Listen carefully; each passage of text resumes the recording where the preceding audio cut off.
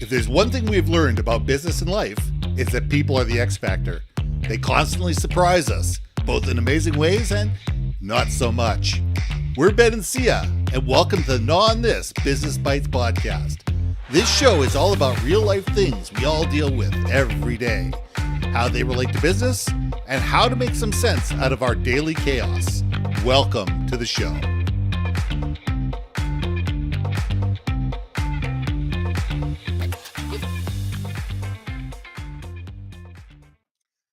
And welcome back to another episode of Gnaw on This Business Bites. I'm Ben, and this is Syya. Now, we got asked their question the other day. How do you maintain culture and brand as you grow? The short answer, you don't. Your brand and your culture changes as you evolve. As you as a company evolve, as you grow, as you expand, as different people come into your organization, your brand and your culture changes. It may be slight. It may seem insignificant. But as soon as you bring new people into the organization, as soon as you go from being this feisty little startup that had two people in it with barely a nickel between you and you don't have your MVP yet to all of a sudden making money and actually having real clients, your brand has changed. It's evolved. And so is your culture. So we need to look at it that way. We need to look at as people and companies and organizations as they grow, how do we maintain the best parts of our brand? How do we maintain the best parts of our culture and allow those to expand and accentuate while realizing that we're never going to be what we originally were? Because like everything else, the world changes, people change, you change. So why doesn't your brand and your culture change? Syya, let's gnaw on this. Hooey. Let's think of all the popular brands we know and love. Disney. Nike, Okay. Apple, Nike. Netflix. HP I worked for. IBM. Blockbusters. There we go. We'll look at Blockbusters. Everybody remember Blockbusters? Hey, there's still one left, man. I think it went under. I think it originally the original Blockbusters are the last remaining holdout. I think it finally went under. Somebody's gonna have to fact check me on that, but I think it actually went under. It's the one in Washington, right? We'll have to check that. I'm not really sure, but somebody told me a rumor that actually had gone under. No, the pandemic probably killed it. Might have. Probably. Could be. But hey, here's the deal, kids. As we all know this too well, right? Times change, tastes change, priorities change, everything changes, needs change, desires change. What you thought you wanted in life, like dating, is not what you really get or really want. Well, that was a different conversation altogether. Yeah, I totally just ADD going, God, could you imagine if I married the kid that I dated when I was 16? Like, holy crap. Actually, who's a very nice person. Still hates my guts, but still a very nice individual. But no, I mean, yes. Okay. So when you are a startup or if you are a younger company, right, there's going to be that very human. It's very human led a lot of times when you're starting a business, right? Because it's passion that fuels you working 24 hours a day, right? Maybe getting 15 minutes of sleep. So 23.75 hours a day working, right? But I think the big challenge, and again, small business that I am right now, I'm still in startup mode in a lot of different ways. I am bringing on people, but I do know this. The more people you bring in, the more different flavors. It's like seasoning. You keep adding seasoning to that spaghetti base, sauce. It's going to change up the flavor. It's still spaghetti, people. But it's never going to taste like the original sauce. I mean, unless the core base of that sauce, like the tomato paste, for example, is always fundamentally there and you add the seasonings, it's still going to have that tomato sauce. Absolutely. It's just the way it may be projected outwardly could be like wine. Oh, let's talk about wine instead of spaghetti. Like, think about wine. Like, it's the same grapes, but every season it's nurtured slightly differently. There's going to be different, climate issues. Maybe there's, catastrophic earthquake or fire California, things of that nature Is the that will soil vary dry? it Is the up. soil wet?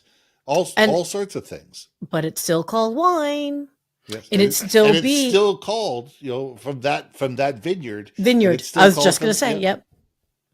It's just that year. So I don't. Yeah. Ooh, I know this topic. I think I'm taking it in that one direction, but another direction I'd like to say this is no matter how hard you try to maintain that base of your wine or spaghetti or whatever, if you don't adopt or accept that or have flexibility to that change to accommodate, that's where it starts to self-destruct, where now you're fighting against that you added maybe too much basil or salt, counteract it with something else. If you go overboard, then it starts to like kill the product overall. I keep going back to spaghetti. I must be hungry. Yeah.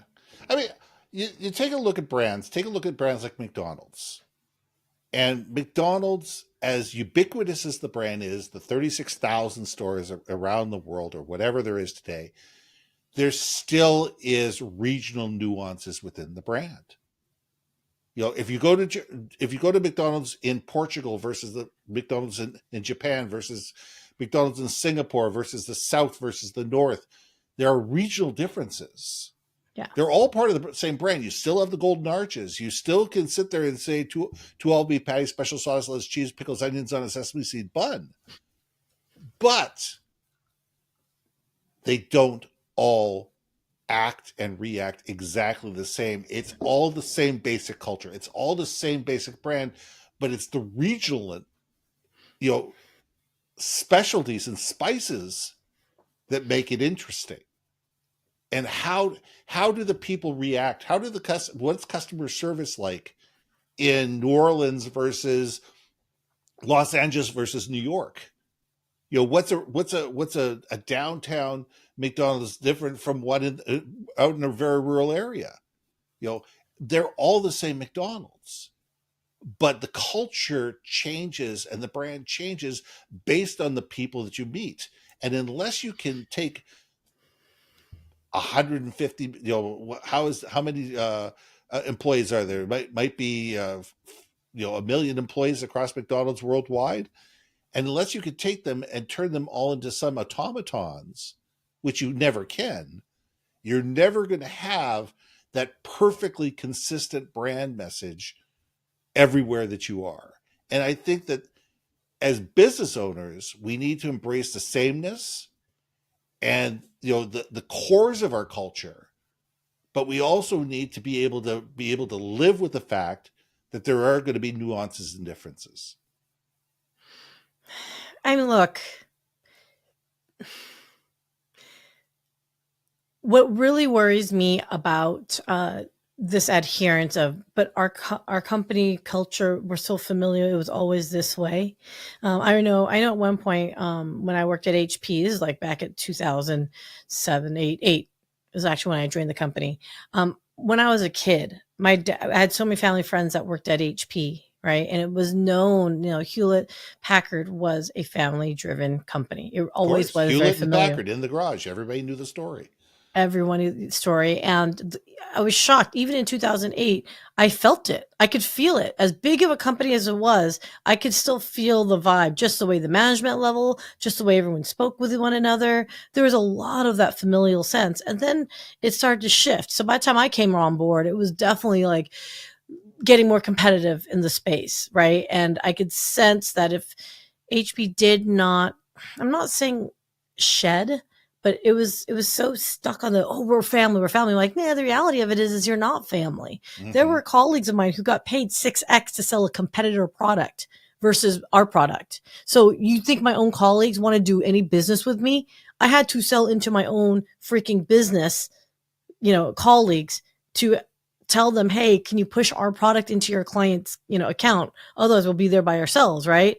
And then they would get mad at us going, why are you in this account? Get out of our account. And I'm like, it's my account, guy. Like, I got to sell it. So it started to become more competitive, and it just happened to be, that's just the way it happens. Some people say that there was some lost luster to it. And by the way, not just HP, like a lot of other tech type businesses really went down that path.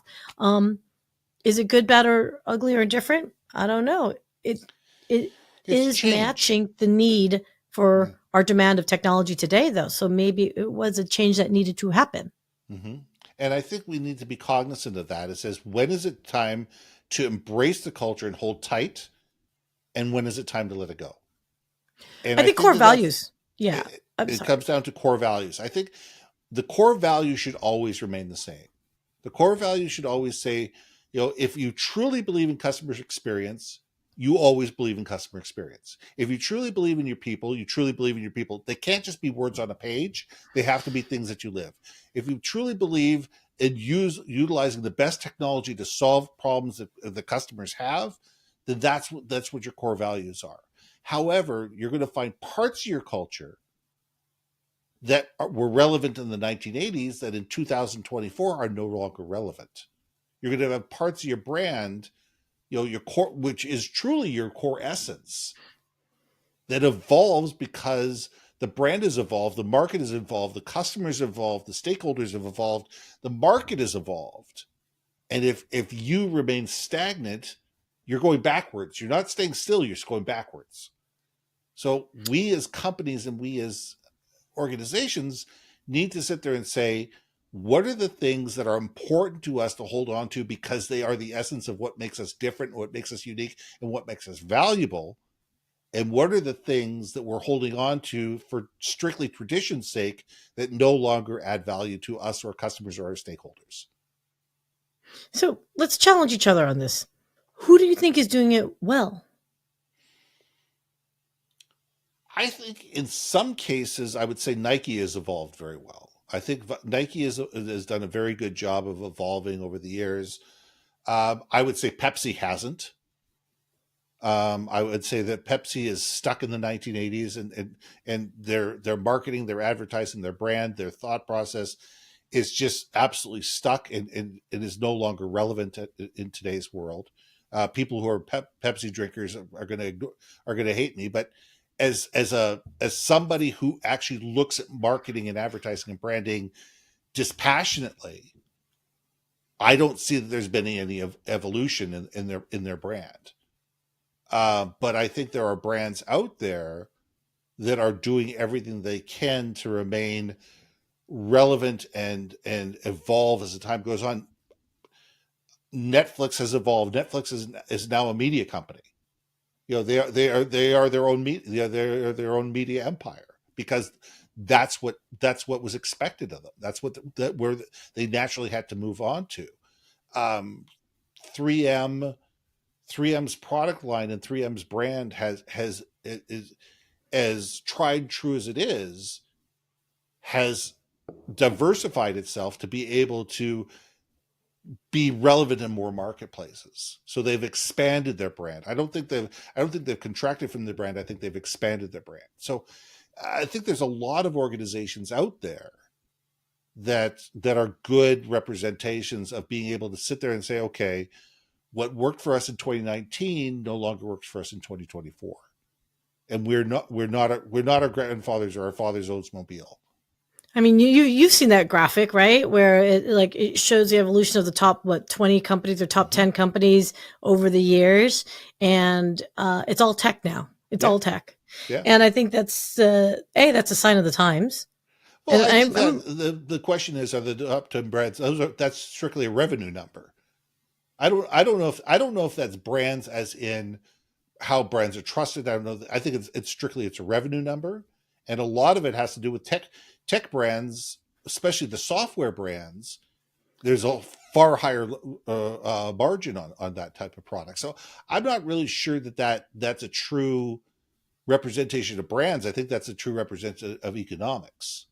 I think there's another one though that was brand recognition, like logo Okay. recognition. Okay. Like it, and that's where I think I'm going to go back. And anyone that's in the chat, by all means, please add the link because heaven knows I ain't doing it right now. But yeah, I think again, it should not be lost on anybody though. Like you mentioned Pepsi, for example, to me, they are very diverse in their products, right? So there's a lot more products that they have under their umbrella, that subsidiary group that we don't even know about, right? Or think about. But But that's the brand problem. It's a consumer. Well, to me, yeah. to me, that's how is the brand perceived? The brand is perceived as Pepsi Cola. It's not perceived as it's not a General Foods. It's not a Procter and Gamble where you see in your mind's eye the diversity of the brand. Most people, when they think Pepsi Cola, think of Pepsi Cola. Yeah, or competitors of Coke, right? No, I have to be very Exactly. careful because they are literally down the street from us. So, like, hey, shout out my peeps. What's up? No, but I think that goes back to I don't know anything about their. Okay, let me just say this. Reverse it, strike that, say it one more time, which is this.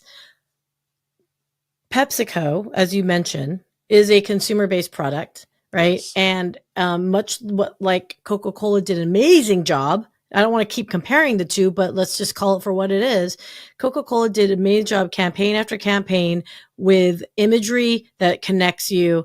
And so therefore we have this assumption because of the way their advertising worked that the company culture would have that kind of same vibe, right? So Coca-Cola, we think of like, oh, beautiful, like polar bears, during the holidays. It's emotionally driven.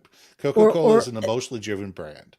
And heck, they had Coke in it. So I'm sure it evoked a lot of emotion for a lot of people.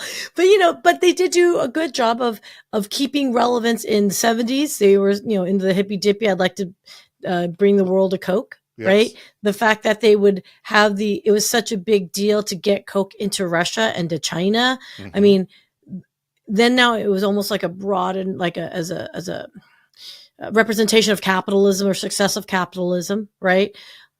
But as a company, Coca-Cola, I would be very interested to see if anyone from there could say, yeah, heck yeah, that is part of our core drive and culture.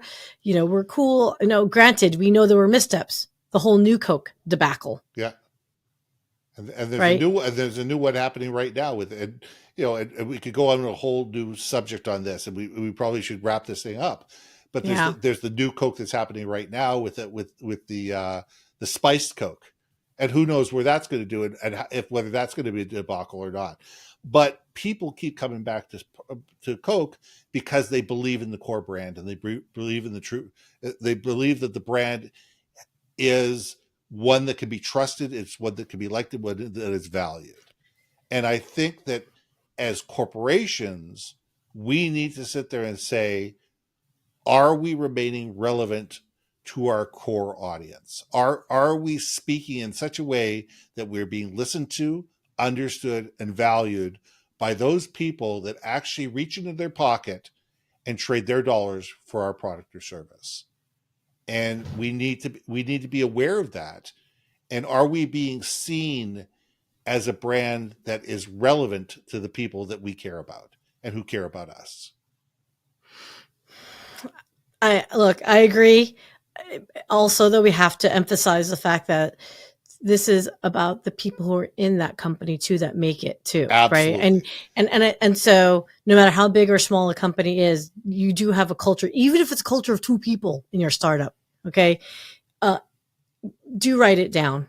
Yeah. Write it down, what your core vision, because as you grow and you bring more people on, do they align to that? Do they agree with you on that? Because if they don't fundamentally agree, that you say, hey man, this company is pure Niners territory. Don't even think about bringing any other team in the mix. You probably should write that down then if that's that important to you.